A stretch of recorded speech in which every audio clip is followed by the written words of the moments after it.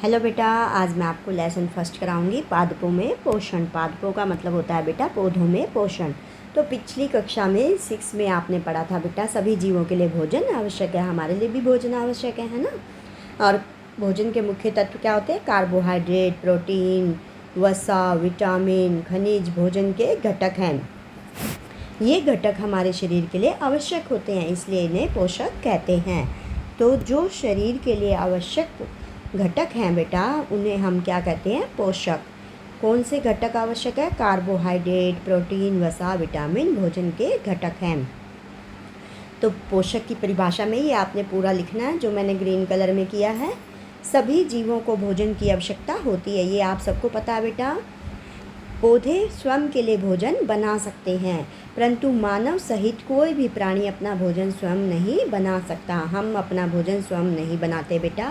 आपको ऐसे लगता होगा मम्मी रसोई में खाना तो बनाती है, हम भी बना सकते हैं। नहीं बेटा, लेकिन उसके लिए आपको कच्ची सामग्री चाहिए, और वो कच्ची सामग्री कहाँ से प्राप्त होगी? पौधों से, है ना। तो पौधे पर ही डिपेंड है हम, लेकिन पौधे जो होते हैं वो अपना भोजन स्वयं बना सकते हैं। कोई भी प्राणी अपना भोजन नहीं बना सकता। वे पादपों तथा पादपों का आहार ग्रहण करने वाले जंतुओं से अपना भोजन प्राप्त करते हैं। जैसे हमें दूध, दही कहाँ से मिलता है? जंतुओं से मिलता है। दूध मिलेगा तो दही बनेगी, पनीर बनेगा, मक्खन बनेगा, है ना। तथा मानव तथा अन्य प्राणी प्रत्यक्ष तथा परोक्ष रूप से पादपों पर निर्भर करते हैं। प्रत्यक्ष जो दिखता है और परोक्ष जो दिखता नहीं है, हम प्रत्यक्ष या परोक्ष रूप से पौधों पर निर्भर करते हैं। अब पादप अपना भोजन किस प्रकार बनाते हैं, ये तो आप सबको पता होगा बेटा। कैसे बनाते हैं? प्रकाश संश्लेषण विधि द्वारा। पादपों में पोषण विधि। अब पादपों में पोषण विधि क्या होती है बेटा? केवल पादप ही ऐसे जीव हैं, पौधे ही ऐसे जीव हैं जो जल, कार्बन डाइऑक्साइड एवं खनिज की सहायता से अपना भोजन बना सकते हैं। किससे बनाते हैं वो अपना भोजन? जल, कार्बन डाइऑक्साइड एवं खनिज की सहायता से अपना भोजन बनाते हैं। और ये सभी पदार्थ उनके परिवेश में उपलब्ध होते हैं। तो खनिज कहाँ से लेते हैं बेटा? मिट्टी से लेते हैं। जल भी कहाँ से लेते हैं? नीचे मिट्टी में से लेते हैं, ज़मीन से लेते हैं। और कार्बन डाइऑक्साइड कहाँ होती है? वायुमंडल में उपस्थित होती है। पोषक पदार्थ सजीवों की शारीरिक संरचना, वृद्धि तथा क्षतिग्रस्त भागों के रख रखाव के लिए समर्थ बनाते हैं। अब ये जो पोषक पदार्थ होते हैं ये हमारी संरचना के लिए, वृद्धि के लिए, क्षतिग्रस्त का मतलब है बेटा चोट लग जाए तो उसको ठीक करने के लिए ये सब जरूरी होते हैं पोषक पदार्थ, जो आपको बताए कार्बोहाइड्रेट, प्रोटीन, वसा, विटामिन, खनिज, लवण, है ना। तथा विभिन्न जैव प्रक्रमों के लिए आवश्यक ऊर्जा भी प्रदान करते हैं। और जो हम अपने कार्य करते हैं, जैसे हम उत्सर्जन करते हैं, वहन करते हैं, हम खाते पीते हैं, अंतर्ग्रहण करते हैं, स्वांगीकरण करते हैं, इन सब प्रक्रमों के लिए हमें ऊर्जा भी प्रदान करते हैं। कौन? कार्बोहाइड्रेट, प्रोटीन, वसा, विटामिन, खनिज, लवण, है ना बेटा। सजीवों द्वारा भोजन ग्रहण करने एवं इसके उपयोग की विधि को पोषण कहते हैं। तो सजीव जो भोजन ग्रहण करते हैं उसके उपयोग की विधि को हम क्या कहते हैं? पोषण। और पोषण की वह विधि जिसमें जीव अपना भोजन स्वयं संश्लेषित करते हैं, मतलब बनाते हैं, स्वपोषण कहलाती है। अतः ऐसे पादपों को स्वपोषी कहते हैं। तो जो जीव अपना भोजन स्वयं बनाते हैं उन्हें हम स्वपोषी कहते हैं। पादपों को, पौधों को जंतु एवं अधिकतर अन्य जीव पादपों द्वारा संश्लेषित भोजन ग्रहण करते हैं। ये पौधों द्वारा बनाया भोजन ग्रहण करते हैं। जंतु और अन्य जीव जैसे मनुष्य भी, हम भी जो हैं बेटा, हम भी विषमपोषी हैं, ठीक है। अब अगला है, अब हम पूछ सकते हैं कि पादपों की खाद्य फैक्ट्रियाँ कहाँ स्थित है? पौधों की खाद्य फैक्ट्रियाँ कहाँ स्थित है? क्या भोजन पादप के सभी भागों में निर्मित होता है? पादप मतलब पौधे के सभी भागों से निर्मित होता है? केवल कुछ विशेष भागों में पादप अपने परिवेश से कच्ची सामग्री किस प्रकार प्राप्त करते हैं? खाद्य फैक्ट्रियाँ तक उनका स्थानांतरण किस प्रकार होता है? तो अब हम देखेंगे बेटा पौधे अपना भोजन किस प्रकार बनाते हैं, उन्हें कच्चा माल कहाँ से मिलता है, कच्ची सामग्री जैसे हमें बाजार से मिलती है उनको कहाँ से मिलती है? तो प्रकाश संश्लेषण प्रक्रम वेरी वेरी इंपॉर्टेंट है बेटा, आपका पेपर में आएगा ही आएगा। पत्तियाँ जो हैं पादप की खाद्य फैक्ट्रियाँ हैं। पत्तियाँ क्या हैं बेटा? खाद्य फैक्ट्रियाँ हैं।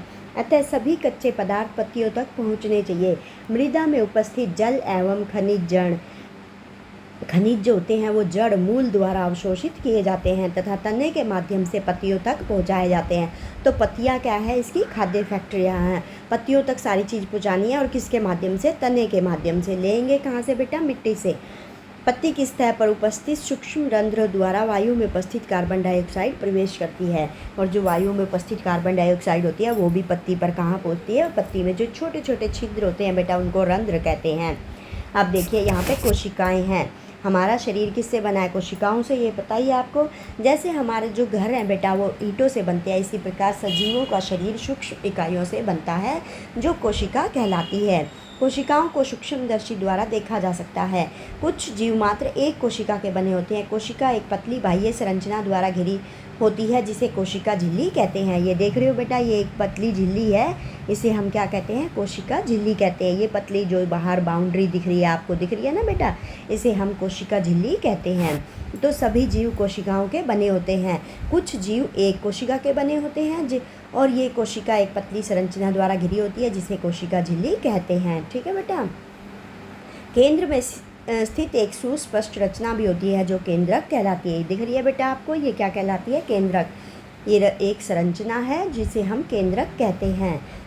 केंद्रक चारों ओर से जेली के समान एक पदार्थ से घिरा होता है। ये दिख रहा है बेटा, ये बीच बीच में जेली दिख रही है आपको, ये इसे हम क्या कहते हैं? कोशिका द्रव्य। तो ये जो पदार्थ भरा हुआ है इसे हम क्या कहते हैं? कोशिका द्रव्य। ठीक है बेटा।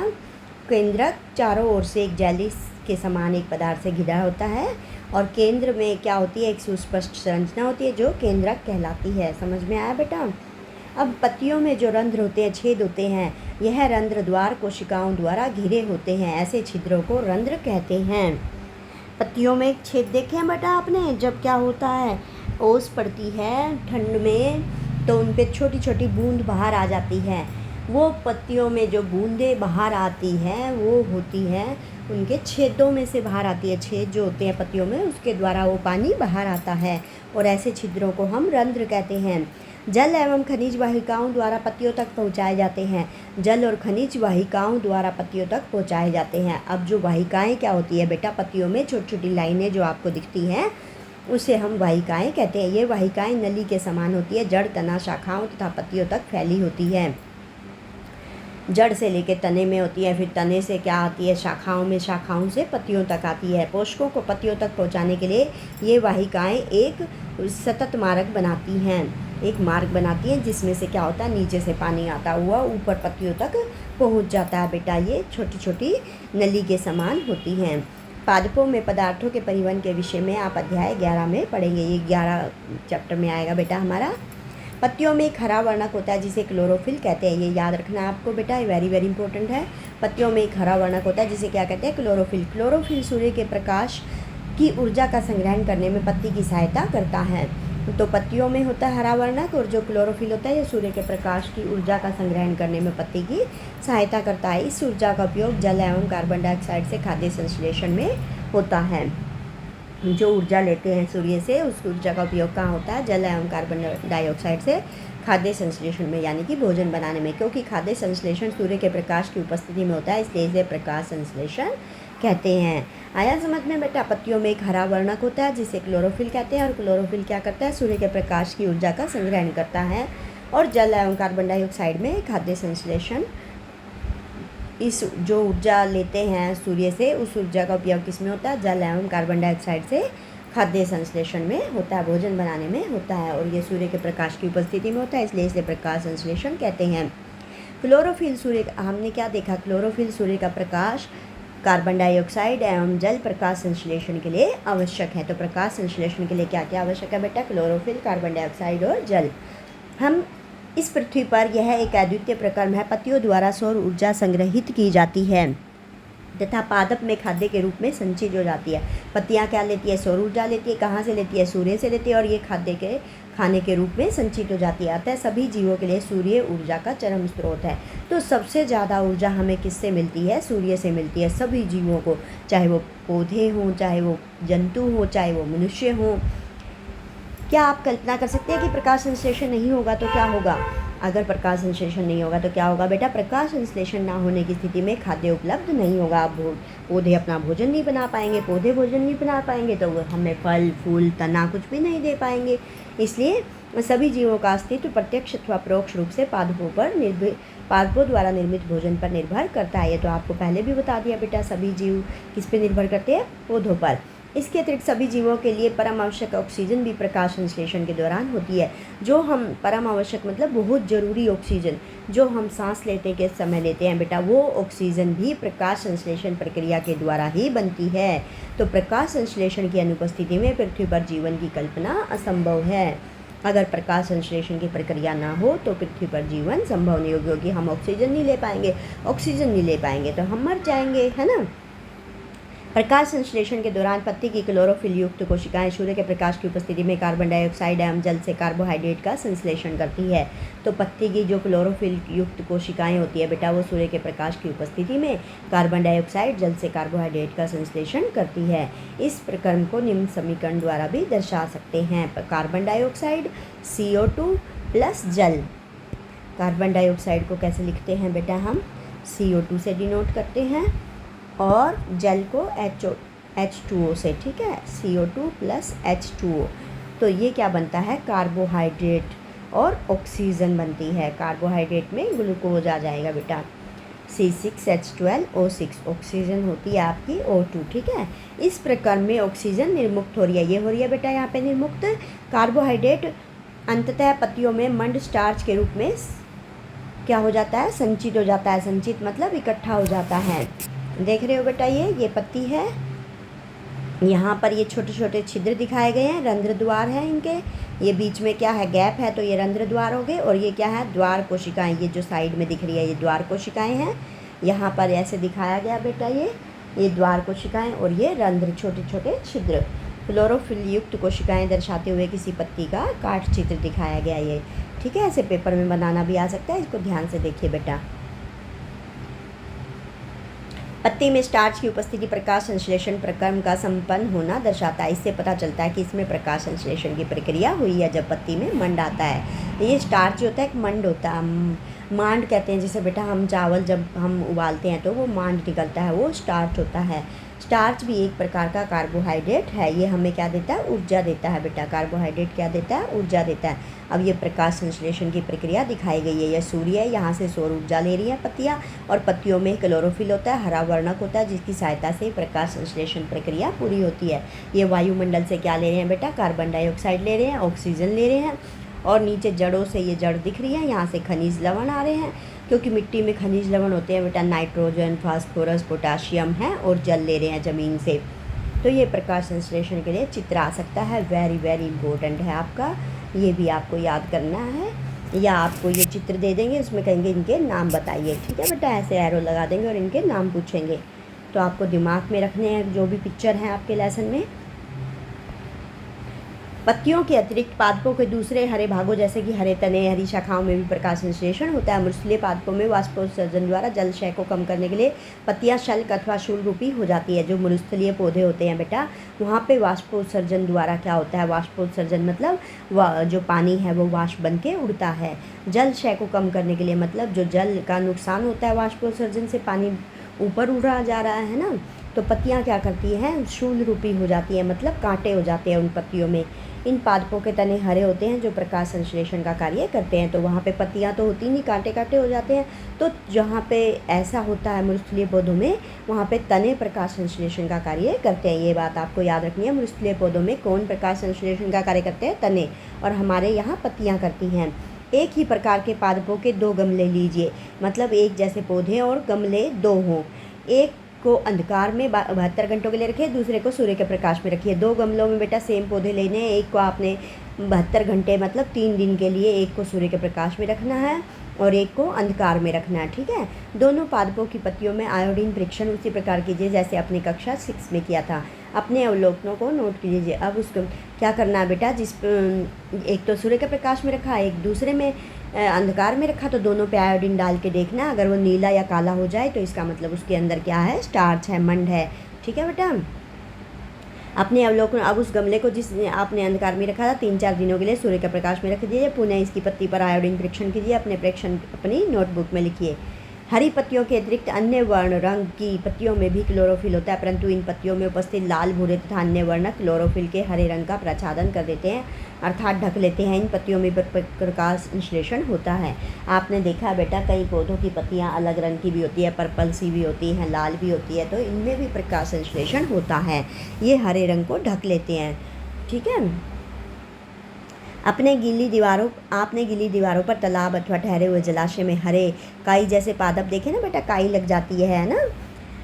ये सामान्यतः कुछ जीवों की वृद्धि के कारण बनते हैं, जिन्हें शैवाल कहते हैं। कुछ जीव होते हैं जिसकी वृद्धि के कारण ये बनते हैं और इन्हें क्या कहते हैं? शैवाल कहते हैं।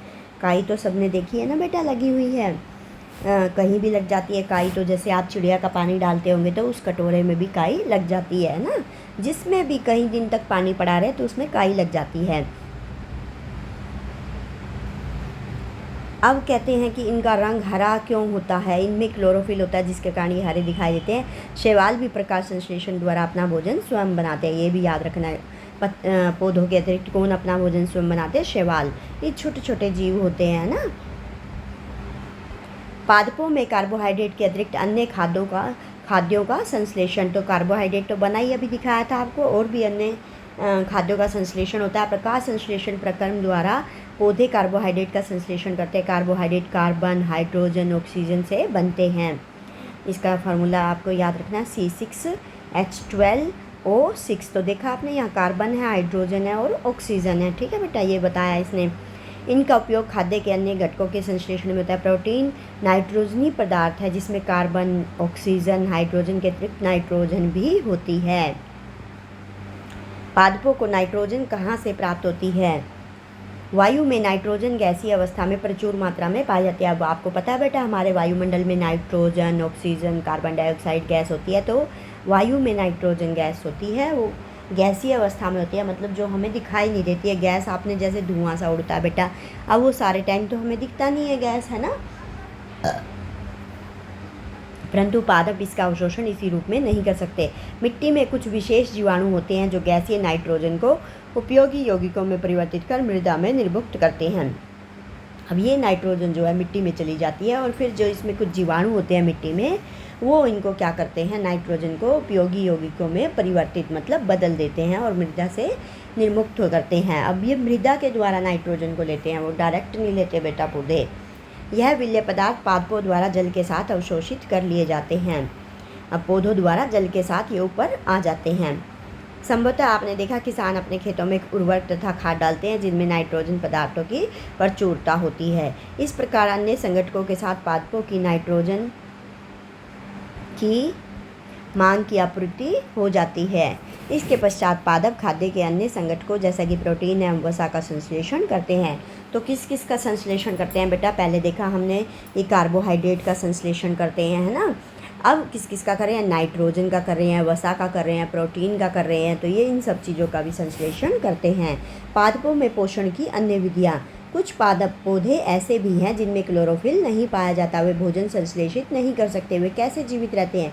पोषक किस प्रकार प्राप्त करते हैं? अब जो बेटा पौधे हरे नहीं होते तो वो कैसे अपना भोजन बनाते हैं, यही आपको बताएंगे। मनुष्य एवं अन्य प्राणियों की तरह ये पादप भी अपने पोषण के लिए अन्य पौधों पर निर्भर रहते हैं। खाद्य के लिए वे विषमपोषी प्रणाली का उपयोग करते हैं, तो उन्हें विषमपोषी कहते हैं, जो अपना भोजन स्वयं नहीं बना सकते।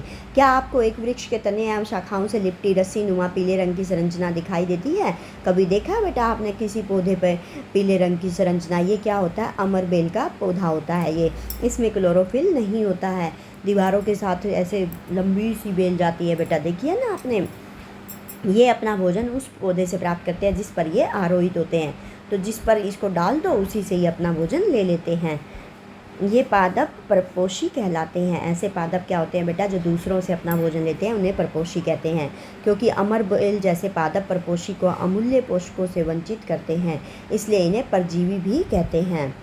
ये पादप परपोषी को क्या करते हैं? अमूल्य पोषकों से वंचित करते हैं, क्योंकि ये जो उनके पोषक तत्व हो जाते हैं उन्हें खा जाते हैं, इसलिए इन्हें परजीवी भी कहते हैं। क्या हम एवं अन्य जंतु भी एक प्रकार के परजीवी है? तो हम भी परजीवी है, क्योंकि हम अपना भोजन दूसरों से लेते हैं, पौधों से लेते हैं।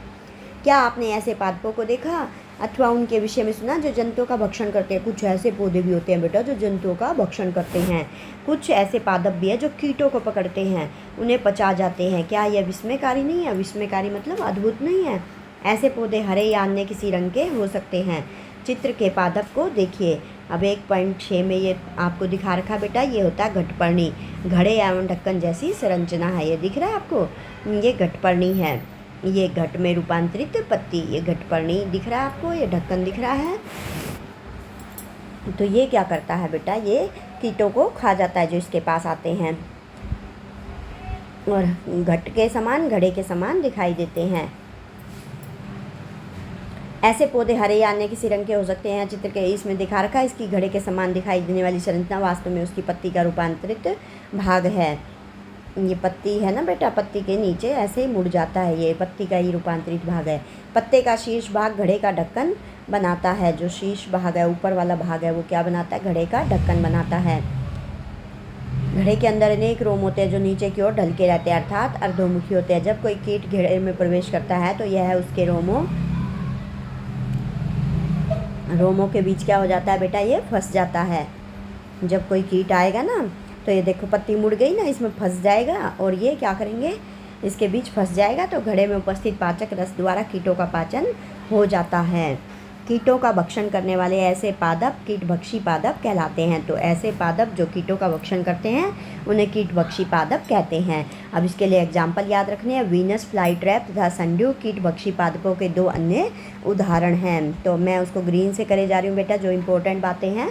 कीटों का भक्षण करने वाले ऐसे पादप कीटभक्षी पादप कहलाते हैं। इसके उदाहरण है वीनस फ्लाई ट्रैप तथा संड्यू कीटभक्षी पादपों के 2 अन्य उदाहरण हैं। ठीक है। क्या यह संभव है कि इस प्रकार के पादपों को मृदा से वे सभी पोषक नहीं मिल पाते जिनकी उन्हें आवश्यकता होती है? अब मृत जीवी क्या होते हैं बेटा? देखो, मृत जीवी क्या होते हैं। आपने बाजार में मशरूम बिकते देखे होंगे। मशरूम तो देखा बेटा, सबको अच्छी लगती है। वर्षा के दिनों में वृक्षों की सड़ी गली टूटी टहनियों, तनों, छालों पर छाते के समान संरचनाओं के गुच्छे भी आपने देखे होंगे। आइए देखें कि जीवन यापन हेतु इन्हें किस प्रकार के पोषकों की आवश्यकता होती है, उन्हें कहाँ से प्राप्त होते हैं। मशरूम के पेड़ देखे हैं बेटा, ये मशरूम ऐसे ही कहीं भी उग जाती है, सड़ी गली वस्तु पर उग जाती है। अब देखो, ब्रेड डबल रोटी का एक टुकड़ा लेकर इसे जल में भिगो लें। ब्रेड तो सबने देखा है ना बेटा, इसको डबल रोटी भी कहते हैं। इसे किसी नम एवं उष्ण स्थान पर 2-3 दिन के लिए रख दीजिए, अथवा उस समय तक रखा रहने दीजिए जब तक कि उस पर रोई जैसी संरचना ना दिखाई देने लगे। देखा आपने, ब्रेड का टुकड़ा पड़ा रहे तो बेटा उस पर क्या हो जाएगी? धागे जैसी संरचनाएं आ जाएंगी। फिर वो उस पर हरा हरा रंग भी आने लगता है। पहले वाइट वाइट आता, फिर हरा रंग। ये धब्बे किस रंग के हैं? किसी आवर्धक लेंस अथवा सूक्ष्मदर्शी की सहायता से इनका अवलोकन कीजिए। तो आप वैसे डायरेक्ट आंखों से भी देख सकते हैं बेटा। 2-3 दिन तक अगर इसको भिगो के आप रख दोगे बाहर निकाल के पानी से, अपने प्रेक्षणों को नोटबुक में लिखिए। ये तो कर सकते हो ना बेटा, आप प्रैक्टिकल करोगे ना आप घर पे, आपको रुई के धागों के समान संरचनाएं दिखाई पड़े। यह जीव कवक या फंजाई कहलाते हैं। जो ब्रेड पे आपकी वाइट या ग्रीन सी हो जाती है, क्या कहलाते हैं बेटा? कवक या फंजाई कहलाते हैं। ये आपको याद रखना है। ब्रेड पर धागे जैसी संरचना को हम क्या कहते हैं? कवक या फंजाई कहते हैं। ठीक है। रुई के धागे के समान संरचनाएं किस पर दिखाई देंगी? ब्रेड पर। तो वो क्या कहलाएंगे? कवक या फंजाई। इनकी पोषण प्रणाली अथवा पोषण विधि भिन्न प्रकार की होती है। ये मृत एवं विघटनकारी सड़ने वाली वस्तुओं की सतह पर कुछ पाचक रसों का स्राव करते हैं, उसे साधारण व विलेय के रूप में परिवर्तित कर देते हैं। तो ये मृत वस्तुओं पर आते हैं बेटा, और कुछ पाचक रसों का स्राव करते हैं, उसे साधारण व विलेय के रूप में परिवर्तित कर देते हैं। ये दिख रहा है बेटा, ऐसे ब्रेड पे ये गंदा गंदा हो जाता है ना, हरा हरा। ब्रेड पर उगती कवक, ये क्या कहलाती है? कवक कहलाती है। ये हरे हरे कलर में जो दिख रही है आपको। इस प्रकार की पोषण प्रणाली को, जिसमें जीव किसी मृत एवं विघटित जैविक पदार्थों से पोषक तत्व प्राप्त करते हैं, मृत जीवी पोषण कहलाती है। ये याद रखना बेटा, ऐसी पोषण प्रणाली जिसमें जीव किसी मृत एवं विघटित जैविक पदार्थों से पोषक तत्व प्राप्त करते हैं, मृत जीवी पोषण कहलाते हैं। तो मृत जीवी पोषण प्रणाली का उपयोग करने वाले जीव मृत जीवी कहलाते हैं। जब मतलब क्या है, जो अपना भोजन किसी मृत पदार्थों से, सड़े गले पदार्थों से प्राप्त करते हैं, उन्हें क्या कहते हैं? मृत जीवी कहलाते हैं। और ये प्रणाली क्या कहलाती है? मृतजीवी पोषण प्रणाली कहलाती है। कवक फंजाई कहाँ कहाँ लगते हैं बेटा? अचार पे, अचार देखा होगा आपने, बहुत दिनों तक रखा रहे तो उस पर वाइट वाइट फफूंदी सी आ जाती है। चमड़े पे भी लग जाती है, बारिश के दिनों में अगर आप चमड़े के जूते बाहर रख दो तो उस पर भी ऐसे लग जाती हैं। कपड़े एवं अन्य पदार्थों पर उगते हैं। ये उन स्थानों पर भी उगते हैं जहाँ नमी हो और उष्ण हो। मतलब एक बार तो पहले बारिश आ गई उसके ऊपर, फिर बेटा उस पर धूप लगेगी 2-3 दिन, तो ऐसे बाहर पड़े रहें तो इन पे क्या हो जाती है? वाइट वाइट ही संरचना हो जाती है। कवकों की वृद्धि के लिए वर्षा ऋतु सबसे अच्छी परिस्थितियाँ प्रदान करती है। अभी आपको बताया वर्षा ऋतु में भीग जाएँ तो इसी कारण वर्षा ऋतु के दौरान अनेक वस्तुएं कवकों की वृद्धि के कारण नष्ट एवं अनुपयोगी हो जाती है। तो जब वो ऐसे हो जाएगा, उनके ऊपर कवक लग जाएंगे तो वो क्या होंगी बेटा? ख़त्म हो जाएंगी, वो चीज़ें नष्ट हो जाएंगी। अपने अभिभावकों से कवक द्वारा होने वाले नुकसान पर चर्चा कीजिए। अपने घर पे मम्मी पापा से इसके बारे में बात कीजिए। सामान्यतः कवकों के बीजाणु वायु में उपस्थित होते हैं। कवकों के बीजाणु कहाँ उपस्थित होते हैं बेटा? वायु में उपस्थित होते हैं। जब वे किसी ऐसे जैव पदार्थ अथवा उत्पाद पर बैठते हैं जो नम एवं उष्ण हो तो वे अंकुरित होकर नए कवक को जन्म देते हैं। ये कहाँ पर बैठते हैं? जैव पदार्थ पे, उत्पाद पे बैठते हैं तो जो नम एवं उष्ण हो। ये कवक के बीजाणु वायु में होते हैं, फिर ये दूसरी जगह बैठते हैं तो फिर अंकुरित होकर नए कवक को जन्म दे देते हैं। क्या अब आप बता सकते हैं कि हम अपनी वस्तुओं को कवक द्वारा खराब होने से किस प्रकार बचा सकते हैं? तो हमें उन्हें बारिश में बाहर नहीं रखना है ना बेटा, और उन पर नमी नहीं लगने देनी है। उनको किसी चीज़ में लपेट के रखना है। जैसे ब्रेड होता है तो वो ब्रेड के पैकेट में बंद इसीलिए करते हैं ताकि उस पर कवक या फफूंदी ना लगे। तो कुछ जीव एक दूसरे के साथ रहते हैं, अपना आवास एवं पोषक तत्व एक दूसरे के साथ बांटते हैं, तो इसे क्या कहते हैं? सहजीवी संबंध कहते हैं। ये याद रखना बेटा, कुछ जीव एक दूसरे के साथ रहते हैं, अपने आवास मतलब रहने के स्थान, पोषक तत्व, खाने पीने की चीज़ें एक दूसरे के बांटते हैं, तो इसे सहजीवी संबंध कहते हैं। कुछ कवक वृक्षों की जड़ों में रहते हैं। वृक्ष कवक को पोषण प्रदान करते हैं, तो वृक्ष से ही कवक अपना भोजन लेते हैं। बदले में उन्हें जल एवं पोषकों के अवशोषण में सहायता मिलती है। वृक्ष के लिए इस संबंध का विशेष महत्व है। तो वृक्ष क्या देते हैं बेटा? उनको खाना देते हैं और फिर उनसे क्या लेते हैं? जल और पोषकों के अवशोषण में सहायता मिलती है वृक्षों को। लाइकेन कहे जाने वाले कुछ जीवों में 2 भागीदार होते हैं। इनमें एक शैवाल होता है, दूसरा कवक होता है। लाइकेन वाले जीवों में 2 भागीदार होते हैं, एक तो शैवाल होता है बेटा, दूसरा कवक होता है। अब यह याद रखना है, शैवाल में क्लोरोफिल उपस्थित होता है जबकि कवक में क्लोरोफिल नहीं होता। हरे हरे रंग की संरचनाएं जो काई बताई थी वो बेटा वहाँ पे शैवाल बताया था आपको, और जो ये यहाँ पर लगी थी हमारी, इसमें क्या बताया था? कवक, फफूंदी जो ब्रेड पर लगी है। ठीक है। कवक शैवाल को रहने का स्थान, आवास, जल एवं पोषक तत्व उपलब्ध कराता है। कवक शैवाल को क्या देता है? क्योंकि शैवाल में क्लोरोफिल होता है और कवक में नहीं होता है, तो कवक शैवाल को रहने का स्थान देता है, जल, पोषक तत्व उपलब्ध कराता है। बदले में शैवाल क्या करता है? प्रकाश संश्लेषण द्वारा संश्लेषित खाद्य कवक को देता है। शैवाल तो हरे रंग का होता है तो वो अपना भोजन बना लेता है, तो वो कवक को भोजन दे देता है ना। ऐसे ये आपस में एक दूसरे की सहायता करते हैं। मृदा में पोषकों की पुनः पूर्ति किस प्रकार होती है? अब जो मृदा में पोषक तत्व होते हैं बेटा, मैंने आपको बताया नाइट्रोजन, फास्फोरस, पोटाशियम, वो क्या होते हैं? निकल जाते हैं, मिट्टी से बाहर निकल जाते हैं। तो दोबारा उनकी पूर्ति किस प्रकार होती है ये आपको मैं अब बताऊंगी। आपने किसानों को अपने खेतों अथवा माली को बगीचे के लॉन, गमलों में खाद तथा उर्वरक डालते देखा होगा। खाद और उर्वरक डालने से बेटा हम उन पोषकों की पुनः पूर्ति करते हैं। क्या आप जानते हैं कि वे इन्हें मृदा में क्यों मिलाते हैं? आप पढ़ चुके हैं, पादप मृदा से खनिज पोषक तत्व अवशोषित करते हैं। जो पौधे होते हैं वो मृदा से, मिट्टी से क्या लेते हैं बेटा? खनिज पोषक तत्व लेते हैं। मृदा में इनकी मात्रा लगातार कम होती जा रही है। उर्वरक एवं खाद में क्या क्या होते हैं? नाइट्रोजन, पोटेशियम, फास्फोरस जैसे पोषक तत्व होते हैं। पादपों द्वारा लगातार उपयोग किए जाने के कारण मृदा में उनकी मात्रा धीरे धीरे कम होती जा रही है। बताया आपको, मिट्टी में होते हैं ये नाइट्रोजन, फास्फोरस, पोटाशियम, और ये कहाँ से लेते हैं? वायुमंडल से लेते हैं ना बेटा। और फिर इनकी अगर हम उस पर बार बार फसल उगाते रहेंगे, पौधे उगाते रहेंगे, तो उनकी मात्रा क्या होती जाएगी? कम होती जाएगी। इसलिए मृदा को इन पोषक तत्वों से समृद्ध करने के लिए भूमि में उर्वरक तथा खाद मिलाने की आवश्यकता होती है। इसलिए हम भूमि में क्या मिलाते हैं? ज़मीन में उर्वरक और खाद मिलाते हैं। यदि हमें पादप की पोषण की आवश्यकता के बारे में ज्ञान हो तो हम न केवल पादपों को उगा सकते हैं बल्कि उन्हें स्वस्थ भी रख सकते हैं।